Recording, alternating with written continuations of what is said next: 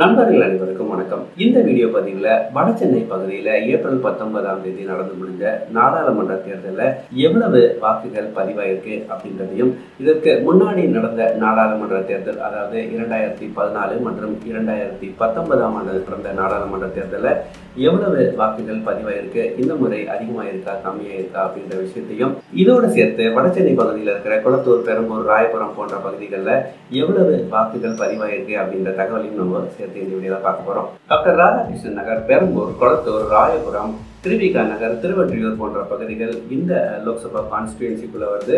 இந்த கான்ஸ்டிடியூன்சியில் இருக்கிற போலிங் ஸ்டேஷன்ஸ்ல எல்லாத்துலேயுமே எவ்வளவு வாக்குகள் பதிவாயிருக்கு அப்படின்றது தான் இப்போ நீங்க ஸ்கிரீன்ல பார்த்துட்டு இருக்கீங்க. ராதாகிருஷ்ணன் நகர்ல ஒரு 67%, குளத்தூர்ல ஒரு 56%, பெரம்பூர்ல ஒரு 61%, ராயபுரத்துல ஒரு 57%, திருவிக நகர்ல ஒரு 56%, திருவொற்றியூர்ல ஒரு 63% வாக்குகளும் பதிவாயிருக்கு. இந்த எல்லா போலிங் ஸ்டேஷன்ஸ்லயுமே விழுந்த வாக்குகளை ஆவரேஜ் எடுத்து பார்த்தா ஆல்மோஸ்ட் ஒரு 60% அப்படின்ற மாதிரி நம்மளுக்கு ஒரு நம்பர்ஸ் கிடைக்குது. அதாவது வட சென்னையில ஒரு 60% வாக்குகளானது பதிவாயிருக்கு. இதை கடந்த முறை நடந்த பாராளுமன்ற தேர்தலோட ஒப்பிட்டு பார்க்கும்போது 2014 ஒரு 63%, 2019 ஒரு 64%, இந்த முறை ஒரு 60% வாக்கானது பதிவாயிருக்கு.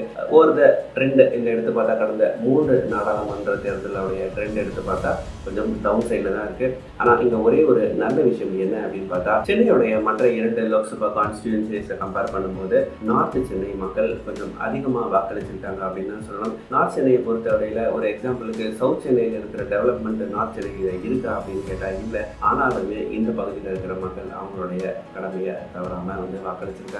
பார்த்தா இது மற்ற தொகுதியில் இருக்கிற சென்னை மக்களுக்கு இது நல்ல ஒரு பாடம் அப்படின்னு தான் சொல்லணும். நார்த் சென்னையை பொறுத்தவரையில் அந்த அளவுக்கு கட்டமைப்பாகட்டும், இல்லை அந்த அளவுக்கு கம்பெனிஸ், இன்ஃப்ராஸ்ட்ரக்சர் அந்த அளவுக்கு இல்லை. இருந்தாலுமே அந்த பகுதியில் இருக்கிற மக்கள் வாக்களிச்சிருக்காங்க. இதை நிச்சயமாக சவுத் சென்னையில் இருக்கிற மக்கள் நினைச்சு பார்க்கணும். ஏன்னா சவுத் சென்னையை பொறுத்தவரையில் எல்லா ஃபெசிலிட்டிஸுமே இருக்கு.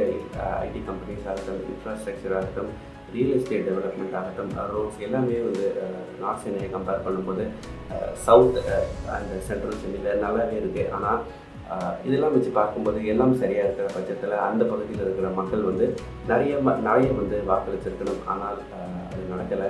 பட் அப்படியே ரிவர்ஸில் நார்த் சென்னை மக்கள் வாக்களிச்சிருக்காங்க. நிச்சயமாக இதை மற்ற பகுதி மக்கள் யோசித்து பார்க்கணும் அப்படின்றது தான் என்னுடைய கருத்தாக இருக்குது. போன நாடாளுமன்ற தேர்தலோட ஒப்பிட்டு பார்க்கும்போது இந்த வாட்டி ஒரு ஓட்டிங் பர்சன்டேஜ் அரௌண்ட் ஒரு 3.91% ட்ராப் ஆயிருக்கு. பட் ஸ்டில் சென்னையை கம்பேர் பண்ணும்போது ரிலேட்டிவ்லி குட் நம்பர்ஸ் அப்படின்னு தான் சொல்லணும். ரிசல்ட்ஸ் வர வரைக்கும் பொறுத்திருப்போம். அன்றைக்கி தான் தெரியும் இந்த 60% வாக்குகளானது எந்த கட்சிக்கு போச்சு அப்படின்றது.